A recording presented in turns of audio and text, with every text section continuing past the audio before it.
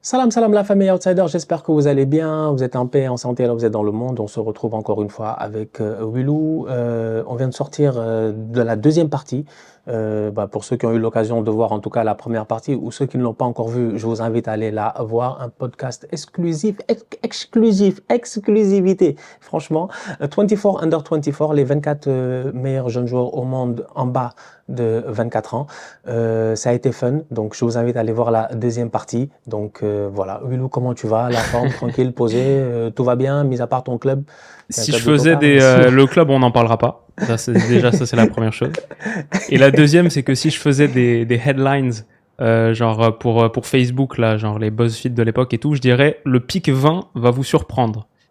Et le pic 14 aussi. Et beaucoup de pics sont très très intéressants. C'était vraiment un régal d'avoir fait ça avec toi. Merci encore.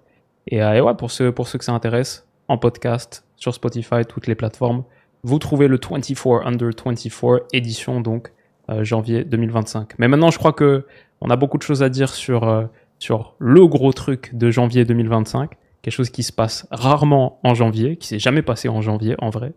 Mais cette année, ça va être différent. ouais, tu sais, mec, en fait, c'est assez compliqué, tu vois. En fait, avant de rentrer dans le sujet, tu vois, genre, ça va être assez simple, tu vois. Ça va être assez simple. J'ai besoin de parler rapidement. C'est parce que c'est toi qui m'avais dit ici. C'est toi-même, tu es venu ici. Tu m'as dit non, Stan, t'inquiète, ça va aller, tu vois. Non, en ce moment, c'est un peu compliqué. L'équipe, elle est capable de s'en sortir. Pour le moment, c'est vrai que vous êtes dans une phase, machin, quand Odegaard va revenir et tout ça. Ils sont revenus. Ils nous ont déjà quittés. Oui, on est début 2025, tu vois. Donc, j'ai une équipe qui doit jouer la Ligue des Champions. J'ai une équipe qui est encore en lice en Ligue des Champions, mais j'ai une équipe qui est out aujourd'hui, presque, on va dire, de une cup, ça c'est sûr. De l'autre cup, presque. Il faut aller taper Newcastle chez eux, faire une remontada, les battre de 3 buts et espérer voilà, qu'ils n'en mettent pas et tout ça. Ça reste à savoir si on est capable de le faire. Bref, franchement, ces temps-ci, c'est assez compliqué. On se fait éliminer par Manchester United chez nous. C'est une équipe de tocards. Je me pose des questions à savoir comment va Arsenal en fait, tu vois. Et moi, je vais pas bien. En tout cas, moi, je sais pas comment eux ils vont, mais moi, je vais pas bien. Et en plus de ça, tu sais, c'est quoi le pire? Moi, je sais pas, c'est quoi ton feeling pour toi? C'est quand je vois les rumeurs de recrutement. Bon, encore ce matin, j'ai vu, heureusement que, vu que Jesus, Saka, voilà, il y a des blessures de longue durée, donc du coup, voilà, ils n'ont pas le choix d'essayer de faire quelque chose. On parle d'un prêt peut-être de Benjamin Sesko. On va voir si Leipzig sont prêts à prêter ou Mon est-ce qu'on boy, va ça, ce serait très bien, je pense. voilà, c'est ça. Est-ce qu'on va cash in et tout? Mais en ce moment, en fait, il faut vraiment qu'on soit dans des situations compliquées pour s'en sortir. Je comprends pas. Je comprends pas. Mais Willou, est-ce que toi, Ok, tu donc c'est attends? un épisode thérapie. Moi, je pensais qu'on allait parler de Non, mais Champions tranquille. En fait, non, c'est la thérapie si. Arsenal. Ok, Non, ok. non, non, non, non, non, non. C'est la Alors, thérapie Stan, slash, première chose, slash champions. lâche, lâche ce que t'as dans la main, tranquille. Installe-toi sur le divan, bien confortablement. Ça va bien se passer.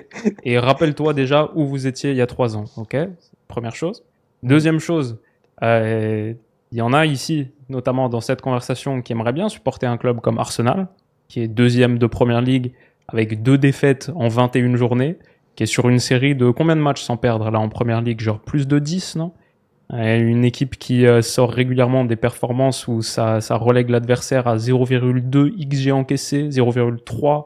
C'est toujours et encore aujourd'hui la meilleure défense du championnat. Les buts, il n'y a personne qui a encaissé moins de buts qu'Arsenal cette saison. Vous avez un Gabriel qui marche sur l'eau. Si Saliba va légèrement moins bien, et ben l'autre reprend le relais. Vous avez beaucoup de raisons d'être content quand même. Je pense il y a évidemment le fait que ouais, ça rapporte pas de titre toute cette affaire. Mais quand même, mec, c'est la première ligue, c'est jamais facile. Et vous Ouais, êtes mais aujourd'hui la deuxième meilleure attaque d'Angleterre et la meilleure défense. Donc il y a quand même, je pense, de quoi relativiser un petit peu et se dire que cet Arsenal qui est encore en lice en PL, tout est possible. Ça va sans doute faire une 3e année consécutive Champions. Et vous êtes 3e en Ligue des Champions, c'est ça que juste j'allais derrière dire. Liverpool et le Barça. Et voilà, C'est si ça que là ça j'allais va dire. vraiment trop mal, vous venez de gagner le derby du nord de Londres. Ah, Un peu de patience, un peu de calme. Non, mais je suis fatigué en fait, mon gars, tu vois. Moi, à la fin, je veux juste qu'on soulève ce trophée de première ligue. On nous respecte un peu dans le quartier, tu vois. Parce que là, dans le quartier, ils commencent à se moquer de nous. Heureusement, Chelsea, ils ont commencé à perdre. Parce qu'à un moment donné, ils commencent à faire les malins, là. Je me suis dit, ils vont pas finir, ils vont pas passer de la Conference League à gagner la première ligue quand même. Donc, bref, on va voir ce que ça va donner. Mais effectivement, comme tu l'as dit, troisième en Ligue des Champions en ce moment. Moi, j'ai envie de te poser une question assez simple. Pour la première fois depuis l'histoire du football, en tout cas que nous, on connaît, on a 2 matchs de Ligue des Champions. Excusez-moi. On a 2 matchs de Ligue des Champions back-to-back. On a 2 matchs deux matchs de Ligue des Champions sur 2 journées de Ligue des Champions, pardon. Ouais. C'est ça, back-to-back. J'ai vraiment hâte de voir, moi, ce que ça va donner, ce classement, de quoi il va avoir l'air. J'ai envie d'aller directement un tout petit peu te titiller et te dire, à ce stade-ci, est-ce que tu penses que Paris, ils le font ou pas? Parce que moi, il y a quelques semaines, je pense qu'à la 3e journée, je te disais déjà, mon gars Bilou, je pense que Paris, ils ne le font pas. Bon, tu m'as dit, Stan, attendons de voir. Pour Arsenal, jusqu'à présent, j'attends de voir. Je t'attends à la fin de la saison. Je t'attends à la fin de la saison pour Arsenal. Mais pour Paris, dans 2 semaines, c'est clair. Tu penses qu'ils s'en sortent ou pas? Alors, il joue City, qui est 22e, qui a un point de plus qu'eux, et il joue Stuttgart, qui est 26e, une place en dessous d'eux. Paris est actuellement 25e. Selon Opta, ils ont 66% de chance d'être dans le top 24. Ça veut dire une chance sur 3 d'être éliminés dès la phase de ligue. C'est pas glorieux, l'adversité elle est pas facile. Je pense qu'ils le font. Je pense qu'ils le font. Je pense que Paris est sur une bonne série. Je pense que ça pourrait être mieux. Tu pourrais être plus en confiance, mais tu joues pas non plus le meilleur City de l'histoire des City. Et Stuttgart, c'est pas facile, ce Stuttgart de Sébastien Hoeneß, mais je pense qu'ils le font. De toute manière, il n'y a pas vraiment le choix. Et généralement, un pari dos au mur avant que ça devienne très très sérieux, c'est un pari qui s'en est toujours pas trop mal sorti. Parfois, c'est une configuration qui leur va mieux que d'autres. Et ouais,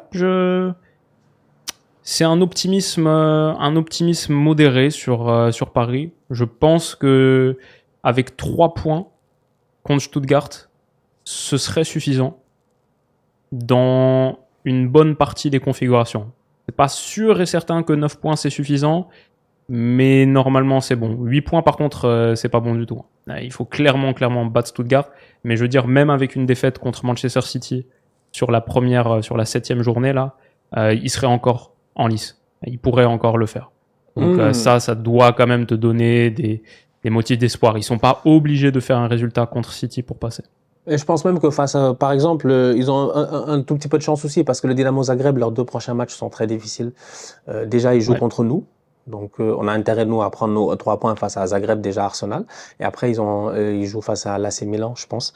L'AC Milan qui vient de changer de coach, qui a un coach qui, je sens que lui, il va essayer d'aller chercher toutes les coupes qu'il peut aller chercher cette année. Il va essayer d'aller les chercher, tu vois. Je sens l'effectif assez déter qui peut être très fatigant avec Conceição maintenant. Ça peut changer, tu vois. La manière à laquelle il est arrivé, il a réussi à la Juve, l'Inter, la Supercoupe et tout. Ça peut changer un tout petit peu et ça peut aider. Donc, bref, ouais, effectivement, je pense que Paris a un tout petit peu la chance de son côté et il y a moyen normalement, surtout après la victoire en Supercoupe, c'est ça non, Trophée des Champions, excusez-moi, ça s'appelle plus ou moins. Ils ont réussi à s'en sortir. Ça m'amène donc du coup à ma deuxième question que j'ai moi pour toi franchement, parce que je les regarde aujourd'hui cette équipe de Manchester City là.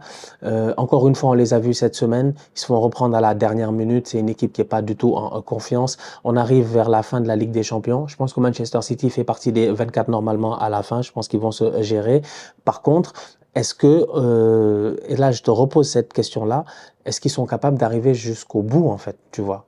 Et ils l'ont fait plusieurs fois ces dernières années. S'ils ne sont pas arrivés au bout, l'équipe qui les a battus est souvent arrivée en finale, elle a gagné, genre le Real Madrid ou machin et tout. Donc City, c'est pas petit bras en fait en Ligue des Champions. Normalement, ils arrivent, ils dominent. Guardiola, il a, j'imagine, l'ambition de la gagner. Mais cette année, si on s'arrête calmement, j'ai envie de dire que ouais, non.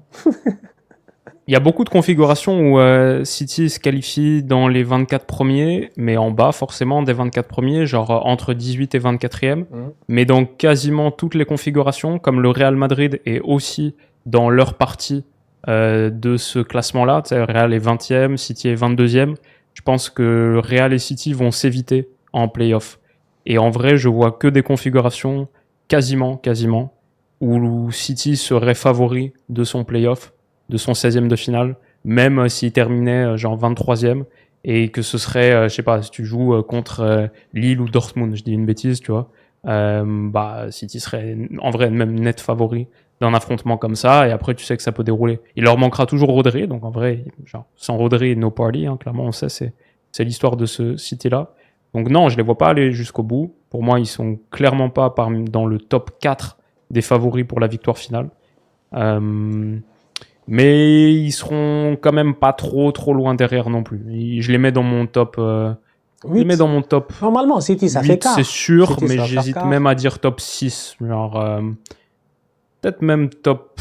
Quoi, tu mets Liverpool et le Barça devant sur ce qu'ils montrent en ce moment, c'est les deux meilleures équipes d'Europe. Moi, je dis depuis le début que Arsenal va faire quelque chose en Champions. C'est l'année où je le sens vraiment. Genre. Je pense que c'est l'année de Champions pour Arsenal. Et après, effectivement, tu peux y aller. Amen. Après, il y a l'Inter qui est très fort. En Champions. J'ai jamais envie de tomber contre l'Inter. Sur 2 matchs en plus, Inzaghi, c'est tellement un bandit. Il peut te faire très mal. Et le Bayern revient bien. Donc ça, pour moi, c'est genre peut-être le top 5. Sans oublier l'ogre brestois, bien sûr. Mais après, ouais, je mettrais City peut-être... c'est entre le Real et City peut-être pour cette 6e place. Mais ouais, c'est quand même c'est une équipe sur laquelle il va falloir compter. Eux, ils jouent Paris, donc leur 7e journée, mais la 8e journée, c'est contre c'est Bruges. Ah, Bruges qui est pas mal, hein, quand même. Bruges qui est intéressant cette saison, mais voilà, genre, normalement City fait le job.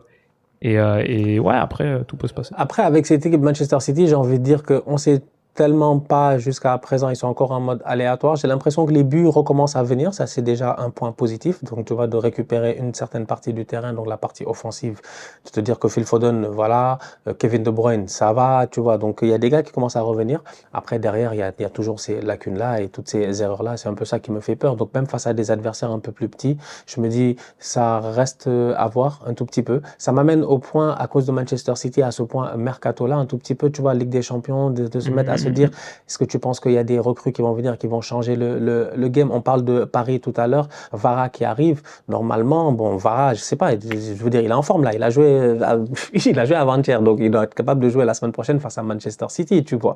Est-ce qu'il est déjà prêt dans un dispositif tactique à la Luis Enrique ou quoi que ce soit? Je ne sais pas. Je me pose certaines questions, non? Ouais, je pense qu'il est très Enrique compatible. Yeah. Sur l'analyse que j'ai fait, je montrais à quel point il était très bon dans le Naples première saison de Spalletti, qui était très haut sur le terrain, très agressif à la pression, qui récupérait beaucoup de ballons dernier tiers, et ça bonifiait énormément son jeu, plus proche pour aller finir ensuite bord de surface comme ça. Je pense que Kvara, Luis Enrique, un joueur comme ça qui aime beaucoup l'axe aussi, ça peut très bien marcher.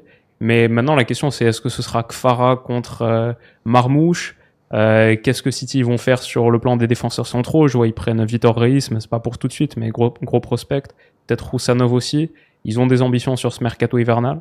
Alors, d'ici maintenant, Paris City, c'est quoi? C'est dans 6 jours? Ouais, c'est la semaine prochaine. C'est là. C'est ça, c'est mercredi prochain, donc 6 jours. Mais ouais, c'est sûr, c'est la beauté quand même de cette nouvelle formule, c'est d'avoir autant de matchs chapeau 1 contre chapeau 1. On a vraiment des chocs. On a eu des vrais chocs sur cette phase de ligue. Et ce Paris City pour la qualif 7e journée, là, je veux dire, ça c'est un match 5 étoiles, quoi. C'est le match à ne rater sous aucun prétexte. Ça va être un régal. Dans ta tête, tu as un avantage pour une équipe ou pour l'autre. Moi, je pense franchement, en toute objectivité, c'est qui reçoit? C'est City qui reçoit, hein? C'est Paris qui Non, c'est Paris qui reçoit. Non, je pense que Paris gagne. Moi, je pense que Paris gagne. Ça, c'est mon feeling personnel là. Et c'est assez odd, mais c'est même pas odd en fait. C'est pour moi dans ma tête. Je pense que Paris gagne, tu vois. J'ai ce feeling-là. Après, j'ai vraiment hâte de voir, mais City, ils ont trop des problèmes. Genre, Ousmane Dembélé va s'amuser là-bas sur le côté. Tu vas voir. Sur le côté, Guardiola, il va rien comprendre. Les gars vont être là, débouler à gauche, à droite. Ils ont trop de problèmes, eux, sur les sur les côtés, sur les transitions, au milieu de terrain, c'est abusé, ouais, c'est abusé. Tu sens que Rodri leur manque énormément. Ça, c'est une réalité qu'à un moment donné, on a essayé de sous-estimer, mais qu'aujourd'hui, on voit. Donc, je sais pas, j'ai envie de dire que avantage Paris Saint-Germain dans ce match-là, mais j'ai vraiment hâte de voir ce que ça va donner. C'est chaud, c'est chaud. Je sais pas si je dirais ça, mais j'ai pas fait l'analyse détaillée encore. Ça, c'est la vidéo que je sortirai dimanche, je pense. Mais c'est sûr, c'est un méga match. Et Paris City, le choc du golf, le golfico, c'est un des matchs importants des dernières saisons et de notre ère moderne là, des années 2020. Ça fait vraiment partie de notre histoire récente footballistique. Et c'est un match que tu imagines finale de Ligue des Champions normalement. Demi-finale, finale. Et là, c'est un match pour sortir de la phase de Ligue. Donc, c'est ça qui est passionnant. De bas de classement en plus. C'est ça qui est assez surprenant dans ce nouveau format Ligue des Champions, que finalement, je trouve en tout cas, vu qu'on arrive vers la fin, cette première phase-là, assez de suspense, je trouve ça très, très intéressant. Il y a une équipe, moi, qui me surprend en ce moment, et je pense que out of nowhere, ils sont peut-être les favoris. C'est les deux premiers. Il n'y a absolument rien à dire, mais j'ai envie de mettre un tout petit peu ma pièce sur la deuxième équipe. C'est le Barça, en fait. C'est le Barça. Je les vois aller en Ligue des Champions. Je me dis, jusqu'à présent, ils ont eu de top résultats. Mis à part ce match-là face à Monaco. On va dire que Monaco, ça a été leur bête noire cette saison parce que ils ont perdu déjà le trophée Gamper, je pense, à domicile en début de saison. Ils se gèrent pas. Ter Stegen, machin. Je pense que c'est Lamine Camara qui marque. Et ensuite, tu regardes ça et tu te dis, bon, derrière, ils reperdent encore face à Monaco, mais sinon, ça fait des top performances face à des gros adversaires aussi, le Bayern et tout.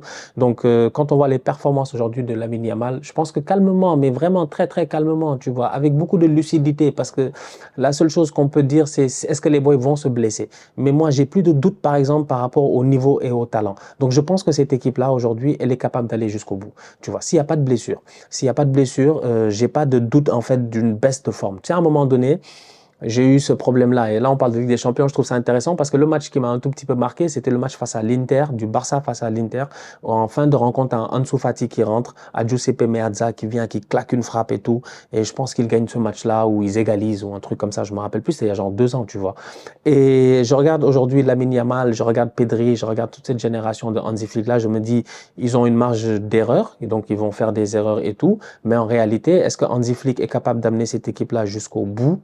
J'ai un gros feeling qui me dit que oui, parce qu'ils sont capables de gagner des gros matchs. Et que depuis le début de la saison, ils ont perdu des matchs, mais face à des adversaires qui, normalement, ils devaient battre. Mais quand ils jouent des vrais adversaires qui sont de leur niveau, ils ont une capacité de se transcender, mais tout simplement incroyable. Donc, je sais pas, on est en Ligue des Champions, on est tranquille, le Barça, ils sont posés, ils vont se qualifier, ils sont déjà qualifiés.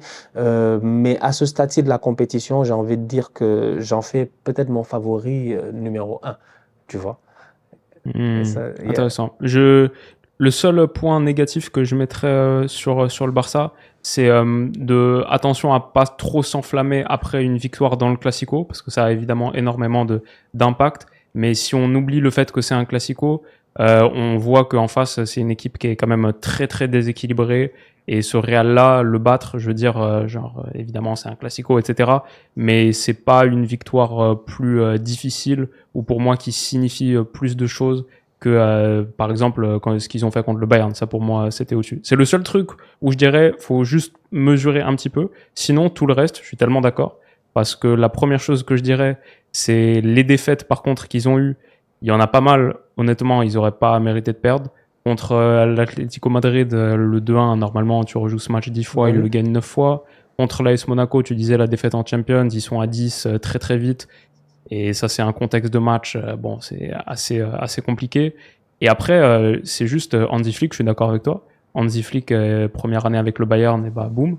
Et c'est un style très flickien qu'on voit où genre, ok, ça encaisse des buts, mais on va en passer 4, 5 à chaque match. On va jouer ce match de ping-pong et accepter de prendre des coups. Nous, juste, on en met des plus forts, des plus gros, et à la fin, knock-out. Donc ça, ils ont ça pour eux, et Flick, il sait aller gagner une champion. Et après, c'est aussi juste le niveau collectif, c'est une chose, mais les niveaux individuels qu'il y a au Barça, genre, évidemment, Yamal, c'est en mode, chaque semaine, il progresse sur un truc, sur 2 trucs. C'est quoi son niveau en avril, en fait, s'il continue de progresser comme ça? Et aussi Pedri, qui est peut-être en train de vivre limite la meilleure passe de sa carrière, tellement il est bon. Il est juste lunaire. Et après, tu peux parler de Rafinha, bien sûr.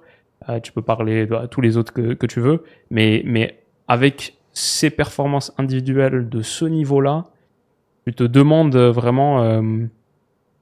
moi, le plus beau, ce serait qu'il y ait une finale Liverpool-Barça, quoi. Ça, ce serait monumental. Ouais. Parce que c'est vraiment les deux meilleures C'est équipes. dommage, c'est la finale qu'on méritait tous d'avoir en 2019.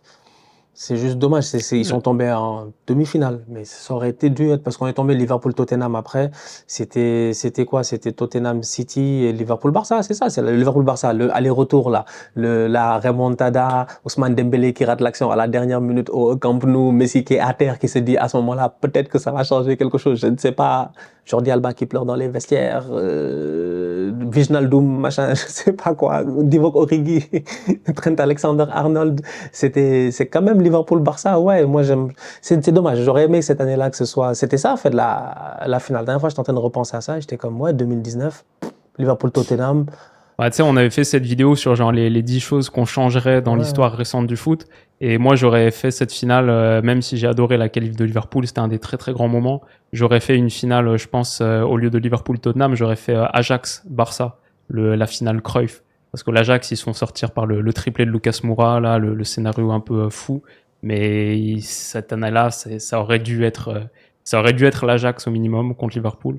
Et si ça avait été contre le Barça, le Cruyffico, ça aurait été... Mais ouais, c'était... Ouais, mais on pouvait pas donner ça à Ten Hag, tu vois. C'est que c'est la légende de Ten Hag. On pouvait pas laisser à Ten Hag avoir une légende incroyable. Ten Hag aurait gagné avec des champions ici. L'Ajax cette saison, il y a peu d'équipes qui m'ont fait autant vibrer. Ah non, ils étaient forts. Ils étaient tellement forts. Jusqu'à présent, shout out à Tadic. Franchement, je me rappelle encore de son match. C'est genre quand les gars lui avaient donné, ouais, incroyable. Franchement,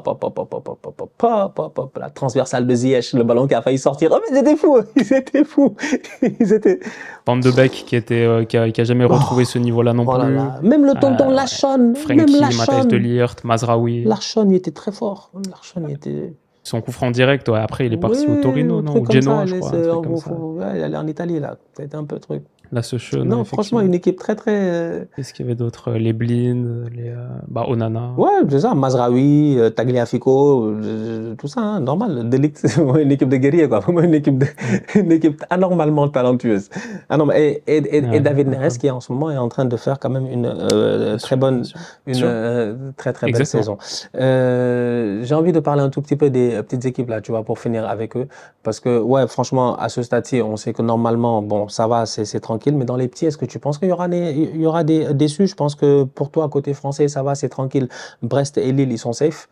Ah, les Français, on est bien, parce que 7 et 8, Brest et Lille, t'es bien. Hein. Monaco est pas mal aussi.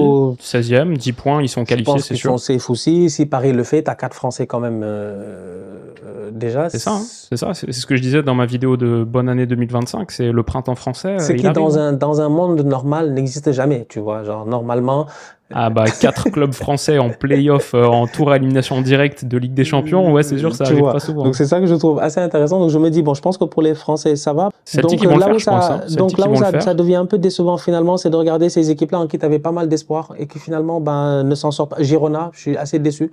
Des boys très talentueux dans cette équipe-là en fait. On fait piller aussi. Oui, ils ont perdu beaucoup de joueurs, ça c'est vrai certes, mais quand même je m'attendais à plus ou moins dans ce format-là qu'ils réussissent à, je sais pas, à être un peu plus intéressant, mais j'ai envie de dire le plus gros match de Girona ou le match le plus intéressant, c'était le premier.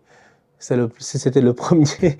Et pour ceux qui s'en rappellent pas, c'était face au PSG. C'était bien ce match-là qu'on se disait à un moment donné, ouais, ils auraient pu peut-être le faire, mais malheureusement, ils l'ont pas fait.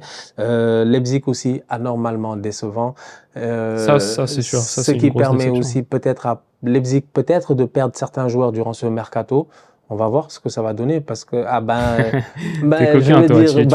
veux dire en fait, tu vois, moi si j'arrive en négociation, je veux dire franchement Cesco, c'est pour ça qu'on demande un prêt. Moi je pense que ça fait du sens de demander un prêt de Cesco, tu vois. Donc à nous le prêter pendant 6 mois et puis à l'été on fait option, tu vois, option tranquille vu qu'on n'a pas d'argent.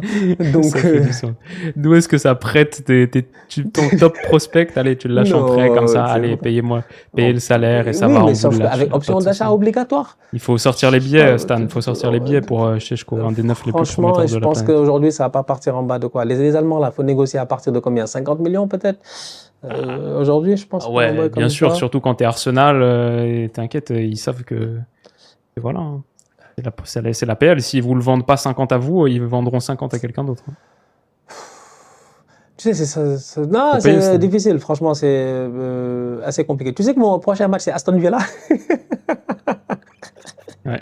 Mon prochain match, c'est Aston Villa. Hein. C'est assez compliqué. Je sais même pas comment on va faire pour s'en sortir, en fait. Moi, je sais pas, où est-ce que tu vois Arsenal faire une belle campagne de Ligue des Champions alors qu'on n'a même pas de quoi marquer des buts. Tu me dis que nous, on va aller loin. C'est ça ton problème. Moi, je trouve que tu es un psychologue voleur, toi, en fait. On vient, on te donne de l'argent, tu nous donnes de l'espoir. Tu nous donnes un espoir que je peux même pas, j'arrive pas à y croire, en fait, qu'on peut espérer s'en sortir. Oui, c'est vrai que la campagne jusqu'à présent, elle est correcte, il y a pas de souci. Mais bon, j'espère qu'on va réussir à s'en sortir là, aller chercher. Écoute, tant que Gabriel fait une saison à 15 buts sur corner, c'est bon, vous l'avez votre numéro 9. En plus, les gens se fâchent sur. C'est qui s'est fâché, j'ai vu? Encore un des tontons là. C'est pas Gary Neville, je pense, qui s'est fâché et tout en disant que ouais, Jover, il a trop de. C'est pourquoi Jover, à chaque fois que Arteta, dès qu'il y a un corner, c'est lui qui devient coach. Il vient à côté, c'est tout le match change en fait. Asseyez-vous, c'est moi qui gère. Il arrive, tu vois. Et tout le monde se plaint en disant que ouais, il prend trop de place, machin, tout ça. Et bref. Ouais, cette piste FC, on va continuer à y croire. Tout est possible, franchement, en Ligue des Champions en tout cas. La Champions, vous serez pas loin parce que de toute manière, les autres coupes, c'est bientôt fini. Et la Première Ligue, bientôt vous avez votre top 4, mais le titre est plus jouable. Donc il restera que ça. Et vous allez y aller à fond. Et c'est généralement les saisons où t'es pas bon en championnat que tu fais un truc énorme en Champions. C'est possible. Je pense que 2006, on joue notre qualif à la dernière journée pour la Ligue des Champions d'après, je pense. Et pourtant, on va en finale. En battant la Juve, Villarreal, le Real Madrid. Et puis voilà. Donc, ouais, il y a moyen peut-être, effectivement. Ben, écoute, on va continuer à y croire. C'est une équipe d'Arsenal qui peut-être peut le faire. Prends des billets pour Munich 1er juin, on sait C'est à jamais. Munich cette année? Je savais même pas. J'avais même pas fait attention. Yes. Why not? Je suis jamais allé en Allemagne. Peut-être que c'est le moment d'y aller. Prends-les plutôt pour le 31 mai, parce que si tu vas le 1er juin, tu vas rater la finale. Okay, ce serait dommage. Si je quitte le 31 mai. premier, j'arrive le 2, donc. Ouais, tu parles. Ok, bah 30 mai. 30. Histoire d'aller passer un peu de temps là-bas. Écoute, on va essayer de se gérer, on va continuer à y croire quand même, franchement. Donc, ouais, ça va, tranquille. Hein. Écoute, on se capte la semaine prochaine. Bien relax. On attend de voir un tout petit peu ce Paris City et tout, voir ce que ça va donner. Je pense que c'est peut-être le seul gros match la semaine prochaine. Je vois pas d'autres grosses rencontres. Je pense pas qu'il y ait de. Liverpool-Lille pour les Français, ça on kiffe, top 8. Ouais, t'as un Atlético Leverkusen. Ouais. Promet aussi. Promet d'être intéressant. T'as le Real qui joue à Salzbourg.